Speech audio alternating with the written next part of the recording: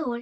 നിങ്ങൾക്ക് ജോലി കഴിഞ്ഞിട്ടോ അല്ലെങ്കിൽ സ്കൂളോ കോളേജ് വിട്ട് വന്നു കഴിഞ്ഞതിന് ശേഷം പിന്നെയും രാത്രി ഇരുന്ന് പഠിക്കാൻ ഭയങ്കര ബുദ്ധിമുട്ടുണ്ടോ? Welcome two exam on track series part 4. എല്ലാ ദിവസവും ജോലി കഴിഞ്ഞ് വന്നതിന് ശേഷം ഫോണിൽ സ്ക്രോൾ ചെയ്ത് ശീലമുള്ള എനിക്ക് സ്ക്രോൾ ചെയ്തുകൊണ്ട് തന്നെ ഉറങ്ങുന്ന ശീലം ഉണ്ടായിരുന്നു. ഒരു എക്സാം വരുന്നു എന്നുള്ള പേരിൽ മാത്രം അതെല്ലാം പെട്ടെന്ന് അവോയ്ഡ് ചെയ്ത് പഠിക്കാനിരിക്കുക എന്നുള്ളത് എനിക്ക് കുറച്ച് ബുദ്ധിമുട്ടായിരുന്നു.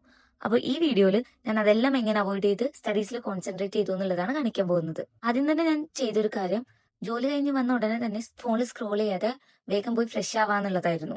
ഫ്രഷ് ആവുമ്പോൾ ക്ഷീണം മാറി കുറച്ച് എനർജി കിട്ടുന്ന ഒരു ഫീലിംഗ് എനിക്ക് ഇപ്പോഴും ഉണ്ടാവാറുണ്ട്. അതുകൊണ്ട് ഫ്രഷ് ആയതിനു ശേഷം മാത്രമാണ് ഞാൻ കുറച്ച് സ്നാക്സ് എന്തെങ്കിലും കഴിക്കുന്നുണ്ടാവുക. സ്നാക്സ് ആയാൽ പോലും കുറച്ച് ലിമിറ്റഡ്, അപ്പത്തെ ഒരു വിശപ്പ് മാറാനുള്ള സ്നാക്സ് മാത്രമേ ഞാൻ കഴിക്കുള്ളൂ. സ്നാക്സ് വിത്ത് വാട്ടർ ആയിരിക്കും. മോസ്റ്റ്ലി അത് എന്തെങ്കിലും ഫ്രൂട്ട്സ് ആയിരിക്കും ഞാൻ കഴിക്കുന്നുണ്ടാവുക.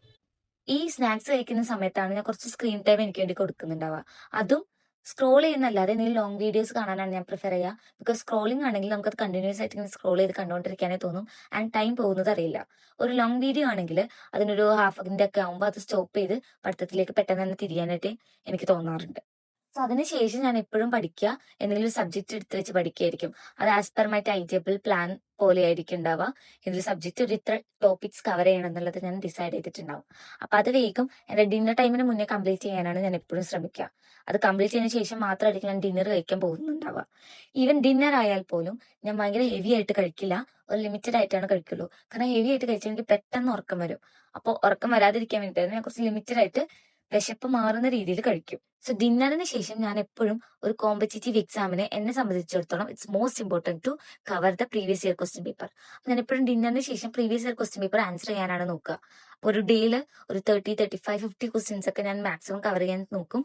അത് ചെയ്തതിന് ശേഷം അതിന്റെ കറക്റ്റ് ആൻസേഴ്സ് ഒക്കെ ചെക്ക് ചെയ്ത് അതൊന്ന് ലേൺ ചെയ്യാൻ ശ്രമിക്കും. എപ്പോഴും നമ്മൾ പ്രീവിയസ് ഇയർ ക്വസ്റ്റ്യൻ പേപ്പർ ചെയ്യുമ്പോൾ ടൈമർ വെച്ചിട്ടാണ് ചെയ്യാൻ. നമുക്കൊരു ടൈമിനുള്ളിൽ എത്ര ക്വസ്റ്റ്യൻസ് കവർ ചെയ്യാൻ പറ്റുന്നുണ്ട് എന്നുള്ളത് നമ്മൾ നോക്കണം. എന്നാൽ മാത്രമാണ് നമുക്ക് നമ്മുടെ ടൈമിനുള്ളിൽ പെട്ടെന്ന് ആൻസേഴ്സ് ക്യാച്ച് ചെയ്ത് തീർക്കാനായിട്ട് എക്സാമിന്റെ ടൈമിൽ പറ്റുള്ളൂ. സോ ഇത്രയും ചെയ്ത് കഴിഞ്ഞ ശേഷമാണ് ഞാൻ എപ്പോഴും കിടന്ന് ഉറങ്ങുക. അപ്പൊ നമുക്ക് കുറച്ചും കൂടി ബെറ്റർ ആയിട്ട് നമ്മുടെ നൈറ്റ് ടൈം സ്റ്റഡി കൊണ്ടുപോകാൻ പറ്റുന്നതാണ് എനിക്ക് തോന്നുന്നത്. That's all for today. Let's start studying.